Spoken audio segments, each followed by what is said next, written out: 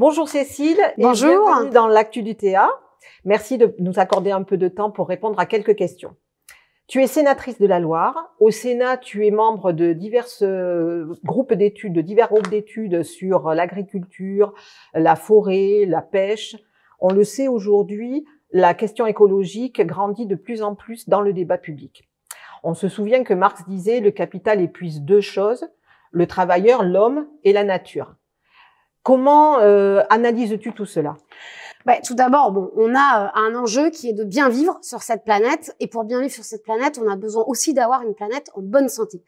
Donc, bien évidemment, les choses sont liées. Et moi, j'ai toujours milité pour que l'on prenne de front la question agricole et la question alimentaire. Voilà, aujourd'hui, la question n'est pas de stigmatiser des agriculteurs qui seraient pollueurs. Je crois que leur priorité est de bien travailler pour bien nous nourrir. Et donc, bien évidemment, la question environnementale, elle ressort quand on lit les deux, parce qu'elle pose la question de quelle agriculture nous voulons, de quelle agriculture pour bien vivre et pour pouvoir vivre de son travail pour les agriculteurs, de quelle agriculture est produite pour avoir une alimentation qui soit accessible à toutes et à tous. Et je crois qu'on le voit aujourd'hui avec la crise du pouvoir d'achat, comment il est impératif de prendre en compte ces enjeux-là.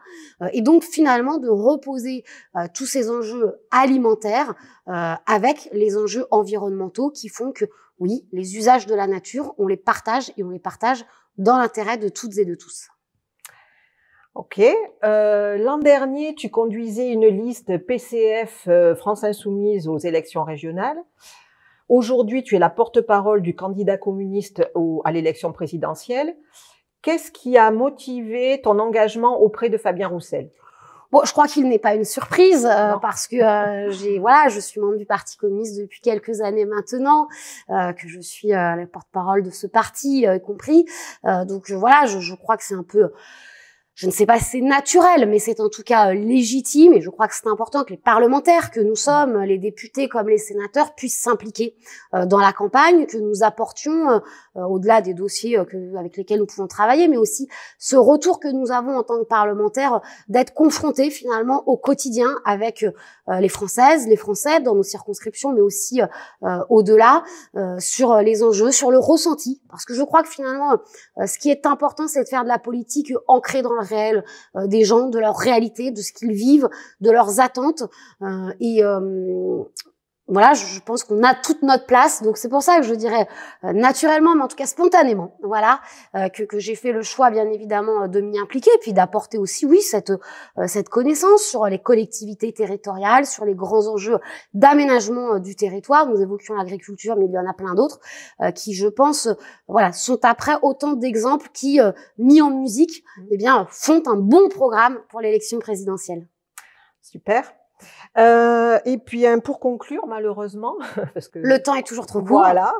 Quelles sont pour toi les 3 mesures du programme de Fabien Roussel qui te semblent les plus emblématiques ? Bon, je crois que la première que je vais citer, mais parce que c'est celle qui est dans la tête de tout le monde aujourd'hui, c'est celle de l'emploi et du travail. Redonner un emploi et redonner du sens au travail pour chacune et chacun, ce qui passe par bien évidemment des revalorisations salariales, une revalorisation aussi de la formation, des droits pour les salariés dans leurs entreprises. Et ça, c'est un enjeu.